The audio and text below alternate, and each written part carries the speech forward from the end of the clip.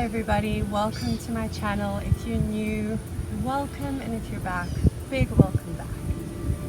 Today's video, I'm going to be just talking a little bit about our self-care, our self-love practices, and why these are so important.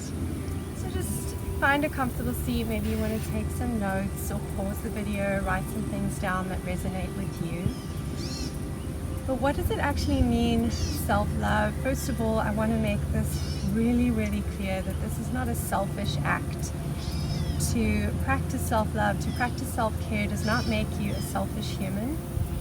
And that beautiful expression, you cannot pour from an empty cup, just means that in order for us to give others, to best serve others, whether it's in the work we do, whether it's in relationships, we need to be at our best. And in order to do that, we need to practice self-love, self-care.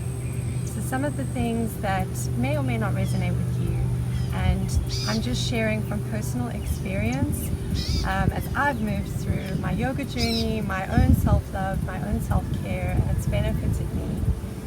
So some of the very important things are to be mindful what you are putting into your body. So I know that there are endless videos and tips and advice on what you should and shouldn't be eating. Every single human is different. We all function differently, we all have different energy levels, but really just to tune in and figure out what it is that you need and be mindful of what you're putting into your body. Are you eating enough fresh vegetables? Are you eating enough fruit? Are you eating enough raw produce that has all the benefits that you need, as opposed to processed foods, so that your body can really absorb them and perform at optimum, getting rid of that fatigue in the middle of the day. So really just give yourself 7 days to be mindful of what you're putting into your body every day, and maybe make some journal notes just to see on the days that you maybe did this or that and how you felt as a result. So point number one, be really mindful and start to love what you're putting into your body. Feed your body with nourishment. The second is to be mindful of what you're putting on to your skin. So our skin being the largest organ, really it's breathable. So obviously we're exposed to things, chemicals, toxins, environmental factors. There are some things that we just cannot avoid. There are also things we can do to combat that and take care of ourselves. So being mindful of the skin products you're using, what you're using on your hair, how that affects everything else in the body, because your skin absorbs everything that you put onto it. So really start to read the ingredients on your products. If you're curious about some natural, beautiful skincare products and you'd like to chat to me, you can leave me a comment below and we can speak about that. But definitely my point number 2 is to be really mindful of what you're putting onto your skin. Then number 3, what's going on up here? So important. And remember, our mindfulness practice is not just the skin, not just what we eat, but what we think as well. And in addition to our thoughts, what we're feeding our mind every day. This is who we come into contact with, who we have regular conversation with, what we're watching on TV, on our phones, on the internet. This all feeds our consciousness, our mental state. And it's so important to start being mindful of that. So I'm not saying give up television. I also enjoy television. It's a great way to unwind, but just be mindful of what you're feeding your mind with that TV time, with that time on your mobile phone. Start to just notice the differences that you might be feeling. Try to avoid negativity, things that are toxic for your state, your mental state, your consciousness. So that's point number 3. Start to be mindful of your thoughts. It's something that you can control. Start to be mindful of what you're feeding your brain, your consciousness, and that will benefit you so much as well. Point number 4 is I want to talk a little bit about your sleep quality. So there are so many different opinions on sleep. There are people who say they're experts and say we don't need as much sleep as the next person doing a video says we do. I feel, again, back to what I said at the start, that everybody is different. So some of us may need a lot more sleep. Some people may be struggling with things currently, whether it's emotional, whether it's something like the thyroid, whether you have small children and you're more tired. So really just give yourself grace, honor yourself wherever you are at this time, and really look at, are you getting, number one, quality sleep, and number two, enough sleep for yourself? So if you're someone that is struggling, maybe you struggle to fall asleep. For me personally, I struggle because I'm a light sleeper. So once I fall asleep, if something wakes me up, I tend to struggle to fall back asleep. You can look at things like a melatonin supplement for this, some natural herbs. There is a ton of research out there, but really don't just discard it. Sleep is so important. It helps our body to recuperate, to recover.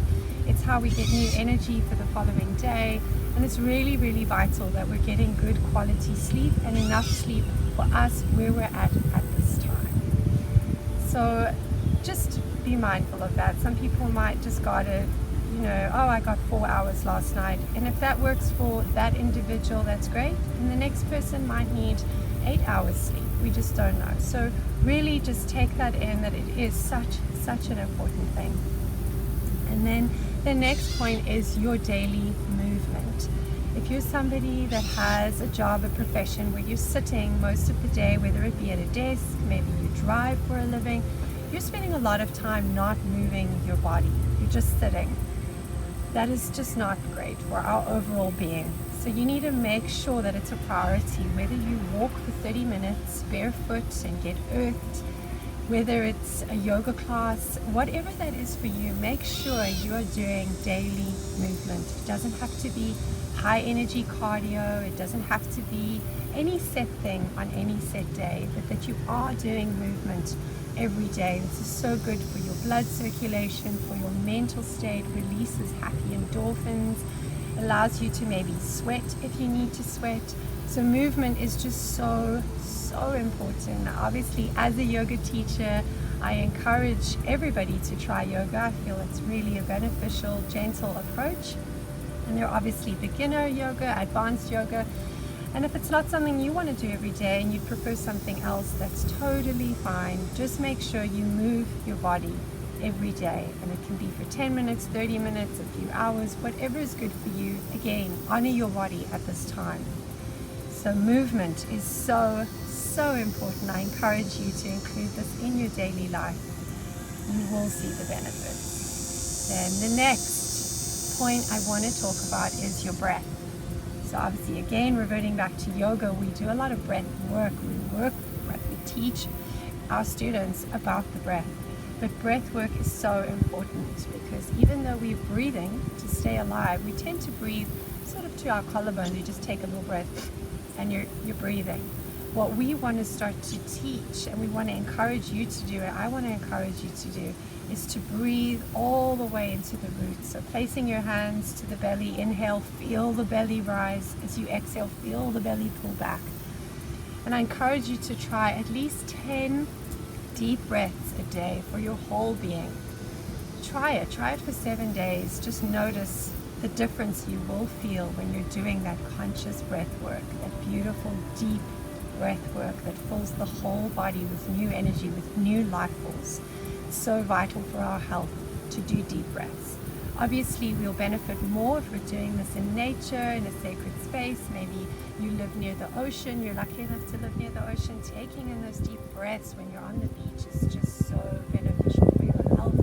Positive ions, it's just beautiful. So really take time to do 10 deep breaths every day.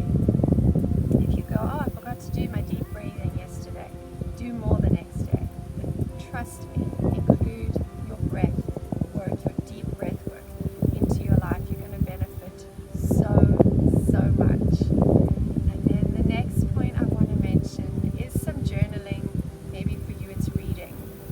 So it's also putting out into the universe what you'd like to attract back.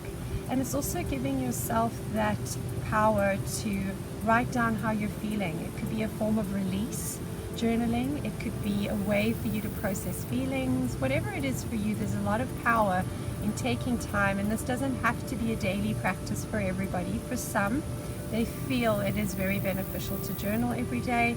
However, for you, it might be once a week, maybe on a Sunday when you've finished your week.